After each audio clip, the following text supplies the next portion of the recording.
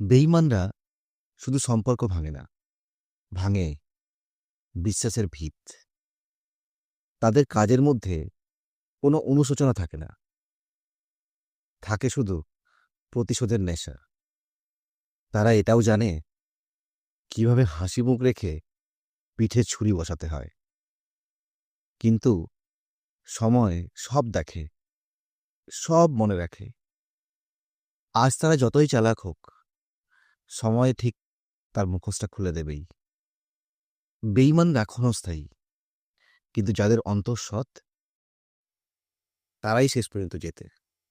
যখন তুমি কারোর বেঈমানি ধরতে পেরে তাদের থেকে দূরে সরে আসার চেষ্টা করবে, তখনই তারা যে কোনোভাবে তোমার ক্ষতি করার চেষ্টা করবে। কারণ এতে তাদের ইগোতে আঘাত পায়। তখন তারা যদি তোমার কাছে কিছু পেতে না পারে, যেভাবেই হোক তোমাকে শান্তিতে থাকতে দেবে না। এবং এটাই তাদের মূল লক্ষ্য হয়ে দাঁড়ায়।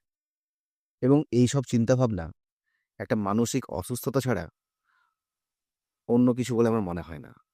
তারা বিভিন্ন রকমভাবে নোংরামি, ষড়যন্ত্র, অপপ্রচার ও সুযোগ পেলে সামনে এসে তোমার আত্মবিশ্বাসটাও ভেঙে ফেলার চেষ্টা করবে। কিন্তু এটা মনে রাখা দরকার, তারা যতই ছায়া ছড়াক, আলোকে পুরোপুরি ঢেকে দেওয়া একদমই সম্ভব না।